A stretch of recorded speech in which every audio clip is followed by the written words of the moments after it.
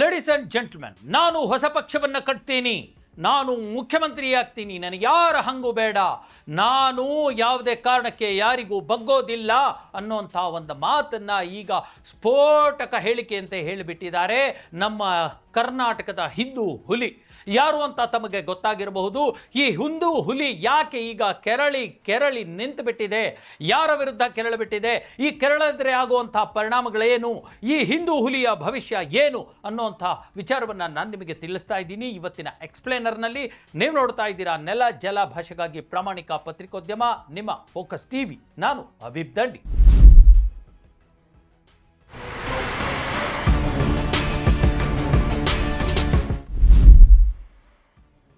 S ವೀಕ್ಷಕರೇ, ಬಸನಗೌಡ ಪಾಟೀಲ್ ಯತ್ನಾಳ್ ಅನ್ನುವಂಥ ಇತ್ತೀಚೆಗಿನ ಹಿಂದೂ ಹುಲಿ, ಈಗ ಹೊಸದಾಗಿ ಮಾರ್ಪಾಡಾಗಿರ್ತಕ್ಕಂಥ ಹಿಂದೂ ಹುಲಿ ಈಗ ಕೆರಳಿಬಿಟ್ಟಿದೆ. ನಾನು ಹೊಸ ಪಕ್ಷವನ್ನು ಕಟ್ತೇನೆ, ನಾನು ಹೊಸ ಪಕ್ಷ ಕಟ್ಟಿ ಬಹುಮತವನ್ನು ಪಡೆದು ನಾನು CM ಆಗ್ತೀನಿ ಅನ್ನುವಂಥ ಒಂದು ಹೇಳಿಕೆಯನ್ನು ಕೊಟ್ಟು ಬಿಟ್ಟಿದೆ ಈ ಹಿಂದೂ ಹುಲಿ. ಯಾಕೆ ಹೊಸದಾಗಿ ಮಾರ್ಪಾಡಾಗಿರ್ತಕ್ಕಂಥ ಹಿಂದೂ ಹುಲಿ ಅಂತ ನಾನು ಹೇಳ್ತಿದ್ದೀನಿ ಅಂದರೆ, ಬಸನಗೌಡ ಪಾಟೀಲ್ ಯತ್ನಾಳ್ ಅವರು ಒಂದು ಪಕ್ಷಕ್ಕೆ ಸೀಮಿತವಾಗಿಲ್ಲ ಅಲ್ವಾ, ಜಾತ್ಯತೀತ ಪಕ್ಷ ಅಂತಾನೆ ಹೇಳ್ಕೊಳ್ಳುವಂಥ JDS ಅಲ್ಲೂ ಹೋಗಿ JDS ಅಲ್ಲಿ ರಾಜ್ಯಾಧ್ಯಕ್ಷರಾಗಿ ಇದ್ದಂಥವರು ಇವತ್ತು ಏನು ಅಲ್ಪಸಂಖ್ಯಾತ ಮುಸಲ್ಮಾನ್ ಬಾಂಧವರು ವಿರುದ್ಧ ಬಾಯಿಗೆ ಬಂದ ಹಾಗೆ ದ್ವೇಷವನ್ನು ಹರಡುವಂಥ ಮಾತುಗಳನ್ನು ಆಡ್ತಾರಲ್ವ, ಅವರು ಹಿಂದೂ ರಾಜಕಾರಣದ ಬಗ್ಗೆ ಹೇಳಿಕೆಗಳನ್ನು ಕೊಡ್ತಾರಲ್ವಾ. ಇದೇ ಬಸನಗೌಡ ಪಾಟೀಲ್ ಯತ್ನಾಳ್ ಕಳೆದ ತಮ್ಮ ರಾಜಕಾರಣದ ಜೀವನದಲ್ಲಿ ಇದೇ ವಿಜಯಪುರದಲ್ಲಿ ಮುಸ್ಲಿಂ ಬಾಂಧವರೊಂದಿಗೆ ತಲೆಗೆ ಟೊಪ್ಪಿ ಹಾಕ್ಕೊಂಡು ಅವರ ಹಬ್ಬ ಹರಿದಿನಗಳಲ್ಲಿ ಭಾಗಿಯಾಗಿ ಭಾಯ್ ಅಂತಂದು ಹೇಳಿ ಅಪ್ಪಿಕೊಂಡಿರ್ತಕ್ಕಂಥ ದೃಶ್ಯಗಳು ವಿಜಯಪುರದ ಜನ ಮರ್ತಿರ್ಲಿಕ್ಕಿಲ್ಲ, ಮರೆಯೋದು ಇಲ್ಲ, ಇವತ್ತು ಅದನ್ನು ನೆನಪಿಸ್ಕೊಳ್ತಾರೆ. ಆದರೆ ಈಗ ಸದ್ಯಕ್ಕೆ ಬದಲಾದ ಕಾಲಮಾನದಲ್ಲಿ ಈ ಹಿಂದೂ ಹುಲಿ ಈಗ ವ್ಯಗ್ರಗೊಂಡಿದೆ.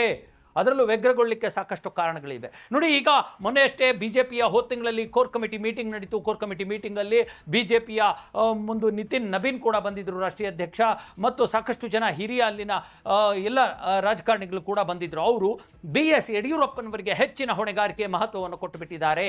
BY ವಿಜೇಂದ್ರ ಅವರ ರಾಜ್ಯಾಧ್ಯಕ್ಷ ಸ್ಥಾನಕ್ಕೆ ಯಾವುದೇ ಕುಂದಿಲ್ಲ ಅಂತ ಹೇಳಿಬಿಟ್ಟಿದ್ದಾರೆ. ಅಲ್ಲಿವರೆಗೂ BS ಯಡಿಯೂರಪ್ಪನವರ ಶಕ್ತಿ ಕಡಿಮೆ ಆಗುತ್ತೆ, ವಿಜೇಂದ್ರನ ಇಳಿಸ್ತಾರೆ, ನಾನು BJPಗೆ ಮತ್ತೆ ಹೋಗಿ ಸೇರ್ಕೊಳ್ತೀನಿ, ವಿಜೇಂದ್ರ ಇರೋವರೆಗೂ ನಾನು BJPಗೆ ಹೋಗಲ್ಲ ಅಂತ ಭಾಷಣ ಬಿಗಿದುಕೊಂಡು ಬಂದಿರತಕ್ಕಂಥ ಈ ಹಿಂದೂ ಹುಲಿ ಈಗ ಸದ್ಯಕ್ಕೆ BJPಯ ಬಾಗಿಲು ಅವರಿಗೆ ಬಂದಾಗಿದೆ. ಯಾಕಂದರೆ ಯಡಿಯೂರಪ್ಪನೂ ಅಲ್ಲಾಡೋಂಗಿಲ್ಲ, BY ವಿಜೇಂದ್ರನೂ ಅಲ್ಲಾಡೋಂಗಿಲ್ಲ, ಅವರಿಬ್ಬರಿರೋವರೆಗೂ ಇವ್ರನ್ನ ಅವ್ರು ಕರ್ಕೊಳ್ಳೋಂಗಿಲ್ಲ. ಈ ಪರಿಸ್ಥಿತಿ ಬಂದುಬಿಟ್ಟು ಈಗ BJPಗೆ ಬಾಗಿಲು ಬಂದಾಗಿದೆ. ಹಾಗಾದರೆ ಹಿಂದೂ ಹುಲಿ ಅವರು ನಂಬ್ಕೊಂಡಿರ್ತಕ್ಕಂಥ ಇನ್ನುಳಿದವರು ಏನು ಮಾಡ್ತಿದ್ದಾರೆ? ಇನ್ನುಳಿದವರು ಯಾರು ಅಂದರೆ BJPಯ ರೆಬಲ್ ಶಾಸಕರು. ಇದೇ Ramesh Jarkiholi, Kumar Bangarappa, KS Eshwarappa, GM Siddeshwar, BP Harish ಇವರೆಲ್ಲ ಸೇರಿಕೊಂಡು ಈಗ ಈ ಹಿಂದೂ ಹುಲಿಯ ಕೈ ಬಿಟ್ಟುಬಿಟ್ಟಿದ್ದಾರೆ. ಯಾಕಂದರೆ ತಮ್ಮ ಪಾಲನ್ನು, ತಮ್ಮ ಕೆಲಸವನ್ನು ತಾವು ನೋಡ್ಕೊಳ್ತಾ ಇದ್ದಾರೆ, ತಮ್ಮ ಅಸ್ತಿತ್ವದ ತಮ್ಮ ಚಿಂತೆ ಅವರು ಮಾಡ್ತಾ ಇದ್ದಾರೆ. ಹಾಗಾಗಿ ಹಿಂದೂ ಹುಲಿ ಈಗ ವ್ಯಗ್ರಗೊಂಡಿದೆ, ಒಂಟಿಯಾಗಿದೆ ಅನ್ನುವಂಥದ್ದು. ಇದ್ರ ಜೊತೆಗೆ ಮತ್ತಷ್ಟು ಜನ BJPಯ ಉಗ್ರ ನಾಯಕರುಗಳಿದ್ದಾರೆ. ಅದು ನಮ್ಮ ಮೈಸೂರಿನ ಸಿಂಹ, ಅದು ಕೂಡ ಯಾಕೋ ಈಗ ಯತ್ನಾಳ್ ಅಂತಂದರೆ ಅಲ್ಲೇ ನಿಂತುಬಿಡ್ತಾ ಇದೆ, ಮೈಸೂರಲ್ಲೇ ನಿಂತುಬಿಡ್ತಾ ಇದೆ, ಮುಂದಕ್ಕೆ ಬರ್ತಾ ಇಲ್ಲ ಅನ್ನುವಂಥದ್ದು. ಜೊತೆಗೆ ಮತ್ತೊಬ್ಬ ವಯಸ್ಸಾದ ಸಿಂಹ ಇದೆ, ಹುಲಿ ಅಂತಿರೋ ಸಿಂಹ ಅಂತಿರೋ ಶಿವಮೊಗ್ಗದಲ್ಲಿ, ಅದು KS ಈಶ್ವರಪ್ಪ, BJPಯ ವಯಸ್ಸಾದ ಸಿಂಹ ಹುಲಿ. ಮೊನ್ನೆ ಅದು ಯಾವುದೋ ಗಲಾಟೆನಲ್ಲಿ ಬಂದು ಒಂದಷ್ಟು ರಾಜಕಾರಣ ಸ್ಟೇಟ್ಮೆಂಟ್ ಕೊಡ್ತು. ಆದರೆ ಈ ಈಶ್ವರಪ್ಪನವರು ಕೂಡ ಯಾಕೋ ಯತ್ನಾಳ್ ಅವರ ಹತ್ತಿರಕ್ಕೆ ಸುಳಿತಾ ಇಲ್ಲ.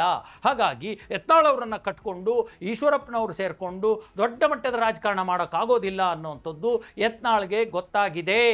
ಹಾಗಾಗಿ ಈಗ ವ್ಯಗ್ರಗೊಂಡಿದೆ ಹಿಂದೂ ಹುಲಿ ಅನ್ನುವಂಥದ್ದು.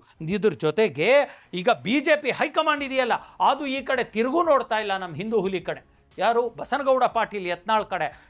ನಿನ್ನ ಸವಾಸ ಸಾಕಪ್ಪ, ನಮ್ಮ ಕಡೆಗೆ ಬರಬೇಡ ಅನ್ನೋ ಮಟ್ಟಕ್ಕಿದ್ದಾರೆ.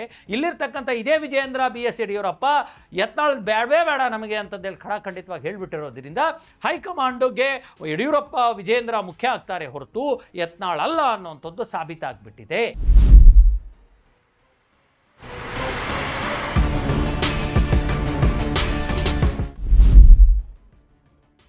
ಹಾಗಾಗಿ ಹಿಂದೂ ಹುಲಿ ಈಗ ವ್ಯಗ್ರಗೊಂಡು ಅವ್ರ ಜೊತೆಗೆ ಅಂದರೆ ದೊಡ್ಡ ಮಟ್ಟದ ಸ್ಟೇಟ್ಮೆಂಟ್ ಕೊಟ್ಬಿಟ್ಟಿದೆ. ನಾನೇ ಪಕ್ಷವನ್ನು ಹೊಸ ಪಕ್ಷ ಕಟ್ಟಿ ನಾನು CM ಆಗ್ತೀನಿ ಅನ್ನೋವಂಥದ್ದು. ಯಾಕೆ ಹೊಸ ಪಕ್ಷವನ್ನು ಕಟ್ಟೋದಕ್ಕೆ ತಯಾರಾಗಿದೆ? ನಮ್ಮ ಈ ವಿಜಯಪುರದ ಒಂದು ಕಾಲದ ಜಾತ್ಯತೀತ ರಾಜಕಾರಣಿಯಾಗಿದ್ದ ಇಂದಿನ ಕಾಲದ ಹಿಂದೂ ಹುಲಿ ಅಂತಂದರೆ ಪ್ರಮುಖವಾಗಿ ಈಗ ಅರ್ಜೆಂಟಾಗಿ ಯತ್ನಾಳ್ಗೆ ತನ್ನ ಶಕ್ತಿಯನ್ನು ಸಾಬೀತು ಮಾಡಬೇಕಾಗಿದೆ. ನೀವ್ಯಾರು ನನ್ನನ್ನು ಕೈ ಕೊಟ್ಟರು, ಕೈ ಬಿಟ್ಟರು, ರಾಜ್ಯ BJP, ಕೇಂದ್ರ BJP, ರಾಜ್ಯದ ರೆಬಲ್ ನಾಯಕರು, ರಾಜ್ಯದಲ್ಲಿರ್ತಕ್ಕಂಥ ಉಗ್ರವಾದಿ ಸಿಂಹಗಳು, ಹುಲಿಗಳು ಕೈ ಬಿಟ್ಟರು ಕೂಡ ನಾನು ಶಕ್ತಿಗುಂದಿಲ್ಲ ಅನ್ನೋಂಥ ತೋರಿಸ್ಕೋಬೇಕಲ್ವಾ? ಹಾಗಾಗಿ ಶಕ್ತಿ ತೋರ್ಪಡಿಕೆ ಮಾಡಬೇಕಾಗಿದೆ, ಒಂದು ಕಾರಣ. ಎರಡನೇದು, ಈ ಹಿಂದೂ ಹುಲಿ ಹಿಂದೂ ಮತದಾರರನ್ನ ಮತ್ತು ಹಿಂದೂ ಧರ್ಮದವರನ್ನ ಎತ್ತಿಕಟ್ಟಿ ತುಷ್ಟೀಕರಣ ಮಾಡುವಂಥ ಅನಿವಾರ್ಯತೆ ಇದೆ. ಹಾಗಾಗಿ ನಾನು ಹೊಸ ಪಕ್ಷ ಕಟ್ತೀನಿ ಅಂತಂದೇಳಿ ಈ ಹಿಂದೂ ಹುಲಿ ಹೇಳ್ತಾ ಇದೆ.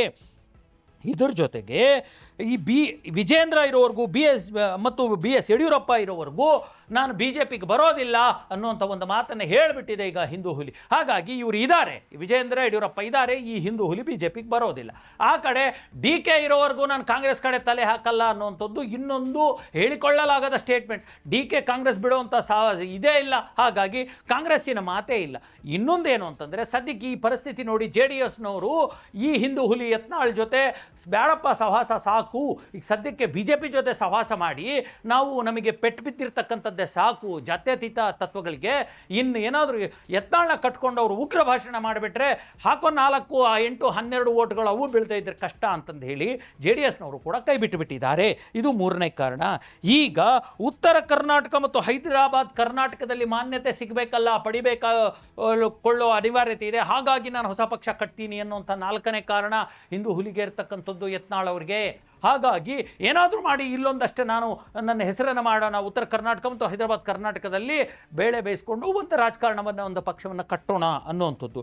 ಜೊತೆಗೆ ಈ ಸದ್ಯಕ್ಕೆ ಯಾರಿಗೂ ಬೇಡವಾಗಿರ್ತಕ್ಕಂಥ ಮಗುವಾಗಿದೆ ಯತ್ನಾಳ್. ಅಂದರೆ ಈ ನಾಯಕ ಯಾರಿಗೂ ಬೇಕಾಗಿಲ್ಲ, JDSಗೂ ಬೇಕಾಗಿಲ್ಲ, ಕಾಂಗ್ರೆಸ್ಗೂ ಬೇಕಾಗಿಲ್ಲ, BJPಗೂ ಬೇಕಾಗಿಲ್ಲ, ಹಿಂದುತ್ವಕ್ಕೂ ಬೇಕಾಗಿಲ್ಲ, ಯಾರಿಗೂ ಬೇಕಾಗಿಲ್ಲ. ಹಾಗಾಗಿ ಅಸ್ತಿತ್ವವೇ ಇಲ್ವಲ್ಲ, ಕೇಳೋರೆ ಗತಿ ಇಲ್ಲಲ್ಲ, ಕೇಳೋರೆ ದಿಕ್ಕಿಲ್ಲಲ್ಲ. ಹಾಗಾಗಿ ಈ ತರಹದ ಒಂದು ಪರಿಸ್ಥಿತಿಯಲ್ಲಿರ್ತಕ್ಕಂಥ ಹಿಂದೂ ಹುಲಿ ತನ್ನ ಶಕ್ತಿ ಸಾಬೀತು ಮಾಡಲಿಕ್ಕೆ JCP ಕಟ್ಟಲಿಕ್ಕೆ ತಯಾರಾಗಿರ್ತಕ್ಕಂಥದ್ದು. JDS, ಕಾಂಗ್ರೆಸ್, BJPಯಿಂದ MLAಗಳನ್ನು ಕಿತ್ಕೊಂಡು ಕಟ್ಟಿ ನಾನು ಪಕ್ಷ ಕಟ್ಟಿ ಬಹುಮತ ಬಂದು ಗೆದ್ದುಬಿಡ್ತೀನಿ ಅಂತಂದು ಹೇಳಿರ್ತಕ್ಕಂಥದ್ದು. ಹಾಗಾಗಿ ಈಗ ಈ ಹಿಂದೂ ಹುಲಿಗೆ ಉಳಿದಿರ್ತಕ್ಕಂಥ ಆಪ್ಷನ್ ಅಥವಾ ನಾಯಕರು ಯಾರು ಗೊತ್ತಾ, ಅವ್ರನ್ನ ಹೇಳಿಬಿಡ್ತೀನಿ. ಉಗ್ರವಾದಿ ಭಾಷಣವನ್ನು ಮಾಡುವಂಥ ಶರಣ್ ಪಂಪೇಲ್ನ ತಮ್ಮ ಪಾರ್ಟಿಗೆ ಸೇರಿಸ್ಕೋಬೋದು, ಅಥವಾ ಪ್ರಮೋದ್ ಮುತಾಲಿಕನ್ನು ತಮ್ಮ ಪಾರ್ಟಿಗೆ ಸೇರಿಸ್ಕೋಬಹುದು. ಖಂಡಿತ ಅವರು ಬರ್ತಾರೆ.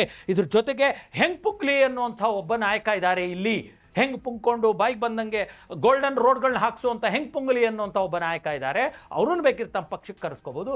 ಇಲ್ಲ ಅಲ್ಲಿ ಇಲ್ಲಿ ಬಡವರ ಮೇಲೆ ದಾಳಿ ಮಾಡಿ ಗಲಾಟೆ ಮಾಡಿಕೊಂಡು FIR ಹಾಕಿಸ್ಕೊಳ್ಳುವಂಥ ಕೆರೆ ಹಾವು ಅಂತ ಒಬ್ಬ ಇದ್ದಾನೆ, ಕೆರೆ ಹಾವು ಅಂತದ್ದೇಳಿ ಆತನ ಬೇಕಿದ್ರೆ ತಮ್ಮ ಪಾರ್ಟಿಗೆ ಸೇರಿಸ್ಕೋಬೋದು. ಅದು ಬಿಟ್ಟರೆ ಇನ್ನೊಬ್ಬ ಹೊಸ ಹಿಂದೂ ಹುಲಿ ಬಂದುಬಿಟ್ಟಿದ್ದಾರೆ, ಅನಂತಕುಮಾರ್ ಹೆಗಡೆ, ಮತ್ತು ರೀಎಂಟ್ರಿ ತೊಗೊಂಡುಬಿಟ್ಟಿದ್ದಾರೆ.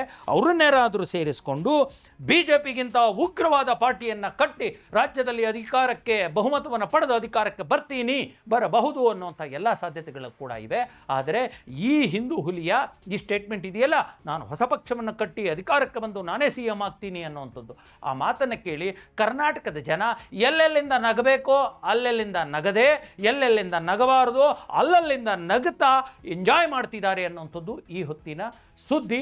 ಇದರಲ್ಲಿ ಏನಾದರೂ ಅವರು ಚಾಲೆಂಜ್ ಆಗಿ ತಗೊಂಡು ಖಂಡಿತ ಗೆದ್ದು ಬಂದರೂ ಬರ್ಬೋದು. ಯಾಕಂದರೆ ರಾಜಕಾರಣದಲ್ಲಿ ಯಾವುದು ಅಸಾಧ್ಯ ಅನ್ನುವಂಥದ್ದು ಇಲ್ಲ ಅಲ್ವಾ? ಏನಾಗುತ್ತೆ ನೋಡೋಣ.